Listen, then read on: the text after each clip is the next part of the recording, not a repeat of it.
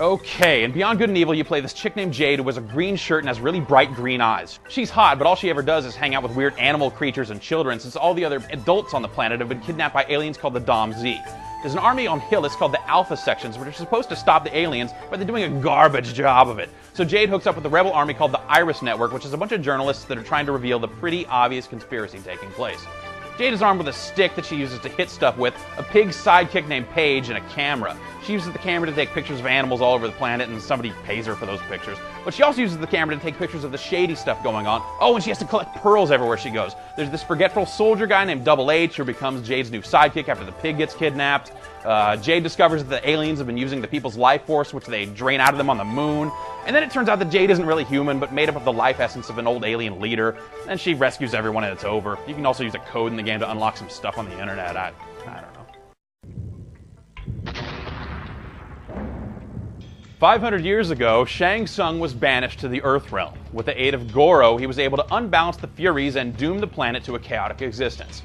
By seizing control of the Shaolin tournament, he tried to tip the scales of order towards chaos. Only 7 warriors survived the battles, and Shang Tsung's scheme would come to a violent end at the hands of Liu Kang.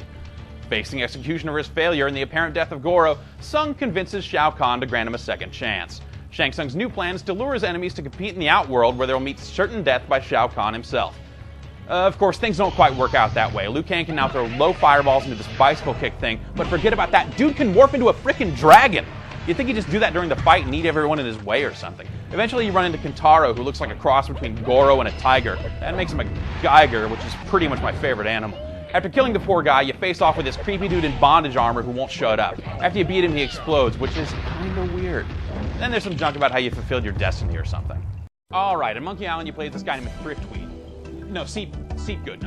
Whatever, it's not important. Anyway, so you're this dude and you just arrived at this place called Melee Island and you want to be a pirate. So you walk around telling everyone how you want to be a pirate and that you are a pirate. You're just kind of hoping that they'll just believe you. Turns out they never believe you, so you actually have to prove you're a pirate, which means passing 3 trials, aka talking to a whole bunch more pirates. But one pirate that you don't really want to talk to is this ghost pirate named LeChuck, who's going to try and kill you for another 4 games, so be prepared for that.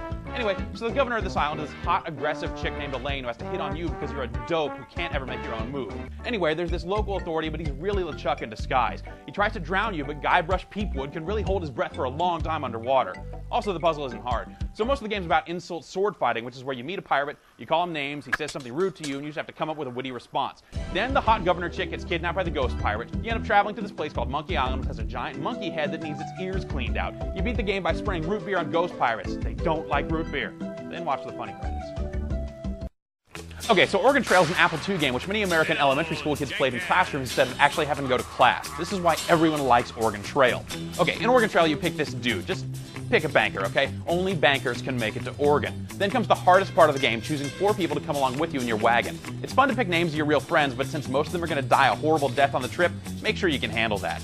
So before you do all that, you gotta buy supplies. Most of these supplies will get stolen, water damaged, traded to other travelers, or be voraciously consumed along the way. Then you spend the rest of the game trying to manage the remaining supplies in the hopes that you can limp your way across the state line into Oregon. The best way to do this is just not feed anybody well and travel really, really quickly. In 1840, apparently everyone gets dysentery every few days. The most grave hardship of all, however, is the tedious hunting and the fact you can only carry 100 pounds of food back to your wagon each time you hunt. If you successfully manage to haul your supplies and your people all the way across the country, you're met with one final challenge, a river rafting excursion that usually results in everyone drowning and you get to see your name etched on the sweet ASCII tombstone. Then you have to go back to math class. Resident Evil is a really scary game because it has a lot of zombies and atmosphere and very little ammo and health. But it's also scary because the controls are hard to get used to and the camera angles are static so that you can't always see where you're going. In Resident Evil you play as either Chris or Jill, 2 members of the STARS Alpha team, which has been sent after a previous team that was sent out to this place called Raccoon City, where a bunch of murders have been happening. You end up getting chased into this scary mansion in the middle of the woods and you have to go through doors and up and down steps really slowly while looking for any survivors.